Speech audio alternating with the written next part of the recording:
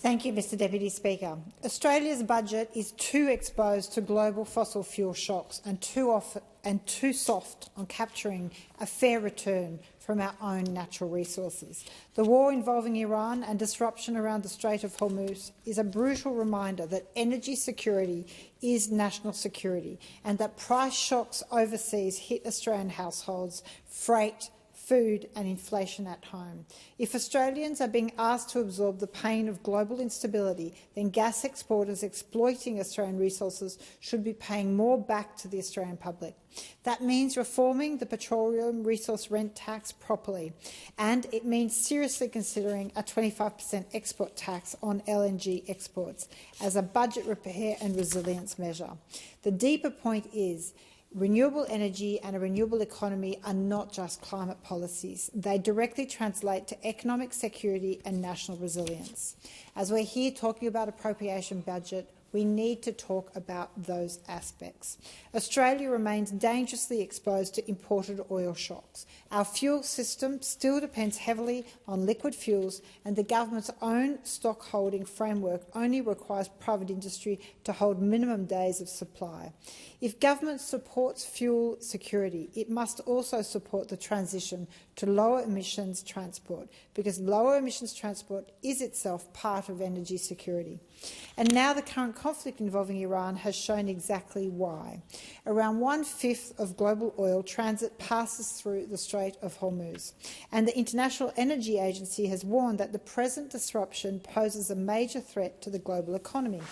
Petrol and diesel spikes do not stay at the bowser. They ripple through freight, groceries, construction, business cost and inflation. And that is how an overseas conflict lands directly in the Australian household budget. An electrified transport sector, including heavy vehicles, is critical to immunising ourselves from uncontrollable and unpredictable international crises.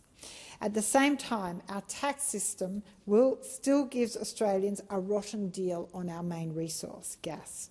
The PRRT is far too weak. The 90% deductions cap should be at the minimum reduced to 80%, and that exemptions and excessive deductions have allowed huge export volumes and huge profits to generate far too little public revenue. Ordinary Australians are exposed to every international oil shock, but multinational exporters exploiting finite Australian resources still do not return a fair share to the Australian people. First, reform of the PRRT so it actually works as a resource rent tax, not a permission slip for minimal returns. Reduce the deductions cap from 90% to 80%. Remove the 7-year exemption, tighten uplift, carry forward and integrity rules, increase transparency and crack down on profit shifting. Second, we are well past time to apply a 25% LNG export tax. Australians own these resources. Australians should receive a better dividend for them. Third, at a time where Australians are already exposed to global oil shocks and rising transport costs, the last thing this country should be doing is making it harder for people to switch to electric vehicles. If we are serious about cutting emissions, improving fuel security, bringing down long-term household costs, we should be accelerating the shift away from petrol dependence, not putting new obstacles in the way. An EV is not just a cleaner car, it's a small piece of national resilience because it does not draw on those fuel reserves. What makes this worse is a contradiction that is now coming out of the government's position. It cannot claim to support cleaner transport and lower emissions while simultaneously now floating new taxes on EVs and winding back incentives that help people make the switch. Today it's been reported that the Albanese government is considering introducing a EV tax through the form of a road user charge, beginning with electric vehicles. It's poor policy design. At a time when Australia's emissions are not declining quickly enough and households are already under pressure from fuel price volatility, introducing a new EV tax that only targets electric vehicles sends a wrong signal, and it risks slowing down that uptake, undermining efforts to reduce transport emissions, whilst completely leaving off the hook those high-polluting, high fuel use cars. A well-designed road user charge could be a sensible long-term reform. I don't deny that. However, it should be applied fairly across all road users with a structure that ensures higher emitting vehicles pay a greater share of the cost, in particular those heavy-duty utes and American vehicles that are dangerous on our roads.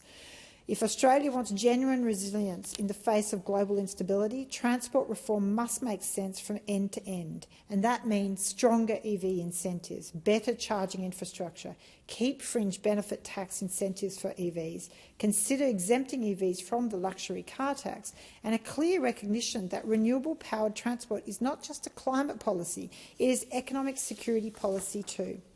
The war involving Iran has exposed a hard truth. Australia is still too vulnerable to crises we do not control. We cannot keep running a budget that socialises the pain of global oil shocks while privatising the gains from Australian gas exports. Budget repair, fuel security, climate action should not be treated as separate debates. They are the same debate, because in the end, the strongest shield against global fossil fuels chaos is this: a renewable energy system, a renewable economy, and an Australia less dependent on the volatility of other countries' wars. It's very clear. Wind and sun cannot be stopped by geopolitical oil shocks. They cannot be stopped by wars. And yet, we're not hearing anything from the opposition in this debate in terms of their sensible policy of how we actually can maximise that fuel use. We're hearing a lot in this place about concerns of shortages, not much when the opportunities are there to actually prioritise where those fuel supplies should be going. If we facilitate and accelerate a transition of passenger car transport away from fuel use to renewable and to EVs, we do then prioritise that precious commodity of fuel that we import to be used for those industries that still require it, for farming, for those areas of industry that have no choice. We import 90% of our fuel to Australia.